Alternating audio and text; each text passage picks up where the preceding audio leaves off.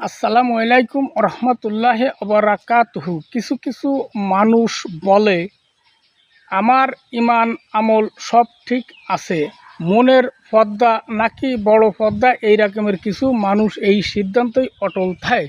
কারণ মনের একটা পর্দা লাগে থাকবে, কিন্তু এই পর্দায় কলাম সব কিছু হয় না। তা যারা এই সিদ্ধান্তই আছে তাকেও একটা পরামর্শ দিই, মনে মনে সব কিছু হয় না। মনে মনে যদি বলি আপনি মনে মনে খান, মনে মনে খাওয়া যায় না। যদি কয় মনে মনে গোসল করেন, গোসল করা যায় না। মনে মনে আপনি ঘুম পড়েন, ঘুম পড়া যায় না। এই যে ধরনের মনে মনে সব কিছু হয় না, বাস্তব একটা মন শক্তর একটা জিনিস লাগে। তাই বলি কি মনে মনে মনের একটা পর্দা থাকবে, এটা নিয়ম, এটা ভালো। কিন্তু মনে মনে সব কিছু হয় না, এ নিয়ে বহুত মানুষ টলও করে। যেমন মনের পর্দা বড় পর্দা, বাইরের পর্দা উঠা উড়ে, এই যে কথাগুলো বলে, এই কথাটা চরম একটা ভুল। এই কথার থেকে প্রত্যেকটা মানুষের উচিত হচ্ছে এই কথার থেকে বিরত থাকা। কারণ মনে মনে সব কিছু হয় না।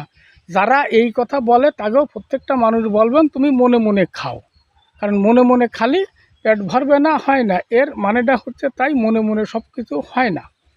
কথাটা যদি ভালো হয় কথাটা মিলিয়ে দেখবেন। আল্লাহ হাফেজ।